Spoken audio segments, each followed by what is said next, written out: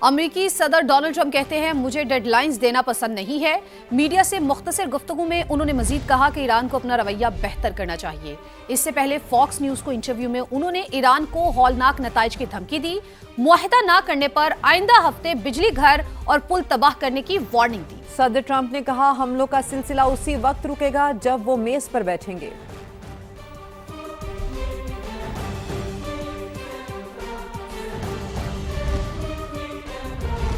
امریکہ کی ایران کے خلاف جاری حالیہ جھڑپوں میں پہلی بار دن کے وقت ایران پر حملہ کیا۔ سینٹرل کمانڈ کے مطابق کارروائی 90 منٹ تک جاری رہی۔ تجارتی جہازوں پر حملے کرنے والی ساحلی فوجی تنصیبات کو نشانہ بنایا گیا۔ ایرانی حکام کے مطابق صوبہ سیستان بلوچستان میں فوجی بیرک پر حملے میں 7 اہلکار شہید اور 13 زخمی ہو گئے۔ ایرانی وزارت صحت نے بتایا کہ امریکہ کے حالیہ حملوں میں اب تک 35 افراد شہید اور 300 زخمی ہو چکے ہیں۔ امریکی حملوں کے جواب میں ایرانی فوج کا آپریشن نصر 2 بحرین، اردن، کویت میں اہداف کو نشانہ بنایا۔ بندر عباس میں ایک جدید ترین امریکی ڈرون مار گرایا۔ پاسداران انقلاب کا کہنا ہے کہ آبنہ ہرمز اس وقت تک بند رہے گی جب تک امریکہ اپنی جارحانہ کارروائیاں ختم نہیں کرتا۔ ایرانی حکام نے خطے میں تیل اور گیس کی برآمد کے لیے استعمال ہونے والی دیگر اہم آبی گزرگاہوں کو بھی بند کرنے کا اندیا دیا۔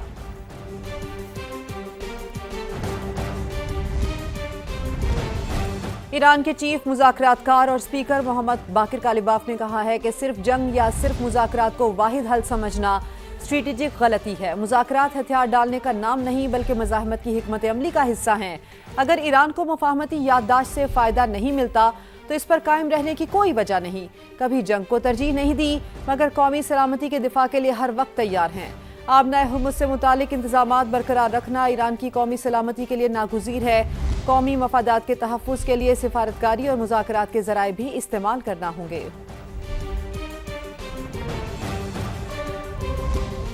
اور اس وقت امریکہ سے کسی قسم کے مذاکرات کا کوئی ارادہ نہیں۔ ہماری پوری توجہ ملکی دفاع پر مرکوز ہے۔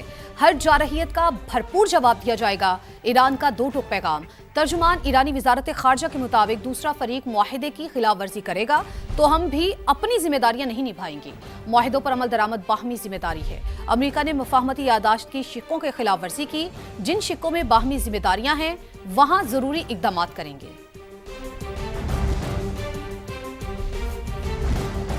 امریکہ نے ایران کے خلاف پابندیوں کا دائرہ مزید وسیع کر دیا۔ امریکی محکمہ خزانہ نے ایران کے اسلحہ اور عدم پھیلاؤ پروگرام سے متعلق نئی پابندیوں کا اعلان کیا۔ پابندیاں ایران اور روس سے وابستہ ان افراد، کمپنیز اور اداروں پر عائد کی گئی ہیں جن پر حساس ٹیکنالوجی، فوجی ساز و سامان اور اسلحے کے پھیلاؤ میں ملوث ہونے کا الزام ہے۔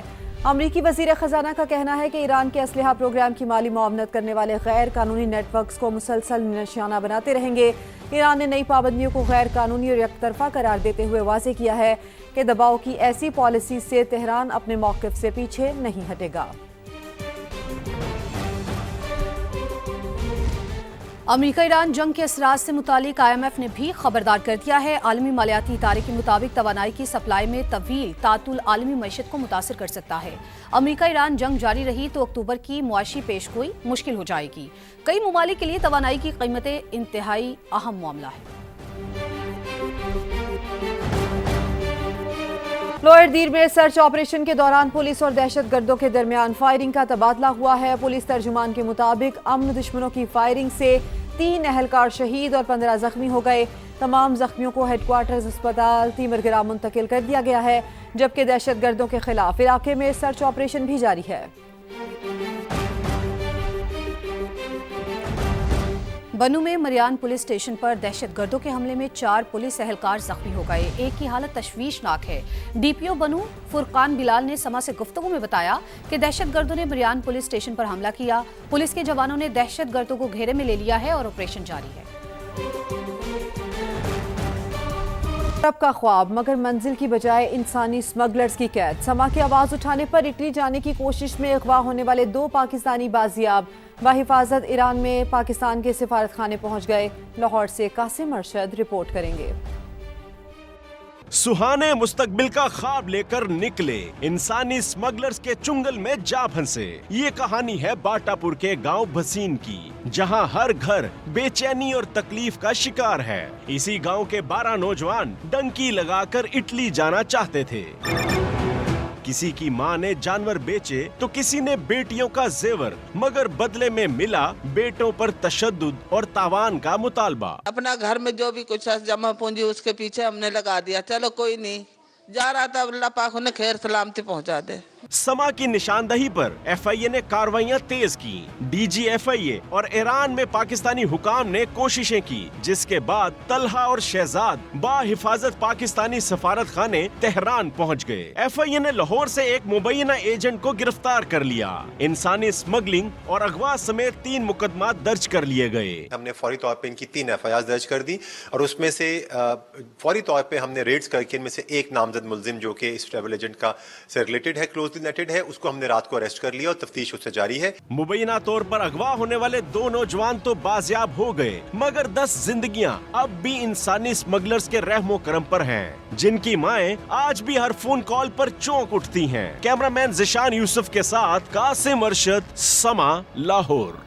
पाकिस्तान और अमेरिका के दरमियान तिजारती, सरमायाकारी और कारोबारी ताउन को मजीद फरोग देने पर इत्तेफाक। लाहौर में मुनक्किदा तकरीब से खिताब में SM तनवीर बोले, कई शोबों में पाकिस्तान के पास बेशुमार मौके हैं, फायदा उठाने के लिए जदीद टेक्नोलॉजी नागुज़ीर है। आतिफ इकराम शेख कहते हैं कि पाकिस्तान अमरीकी इदारों के लिए स्ट्रेटेजिक मार्केट है।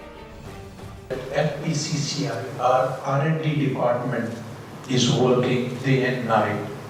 And especially we are working on non-traditional items like furniture industry, surgical, cutlery industry, sports goods, healthcare, pharmaceutical, agriculture. So there is a lot of potential to export these goods from Pakistan. Pakistan offers American businesses a strategically located market, a young population and a growing economy. Pakistan recorded GDP growth of 3.7% in the year 2025-26. Pakistan flower mills association ने गंदम बहरान का जिम्मेदार पंजाब हुकूमत को करार दे दिया। Chairman Badruddin काकड़ कहते हैं कि मल्टीनेशनल कंपनीज नाकिस गंदम इंपोर्ट करके फ्लावर मिल्स को महंगे दामों बेचेंगी, जो कबूल नहीं।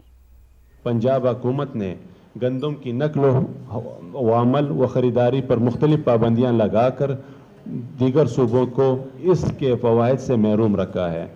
आईन पाकिस्तान के आर्टिकल 151 मुल्क भर में आज़ादाना कारोबार की इजाज़त देती है और इसके ख़िलाफ़ पंजाब हुकूमत से पाबंदियाँ सरीहन इस आर्टिकल की खिलाफ वर्जी है। सुनने में आया है कि पंजाब हुकूमत मल्टी नेशनल कंपनियों के ज़रिए गंदम इंपोर्ट करने जा रही है। पाकिस्तान फ्लोर मिल एसोसिएशन इसकी शदीद मुखालफत करती है। मल्टी नेशनल कंपनी नाकिस गंदम इंपोर्ट करके फ्लोर मिल्स को महंगे दामों फरोख्त करेगी। इस वक्त गंदम का बहरान वज़ीर आला पंजाब मरियम नवाज है, उसकी फूड की टीम है। इसके जब ये टीम पाबंदियाँ ख़त्म कर देती है, पूरे मुल्क के गंदम भी बहुत है, आटा भी बहुत है, रेट भी बराबर होंगे।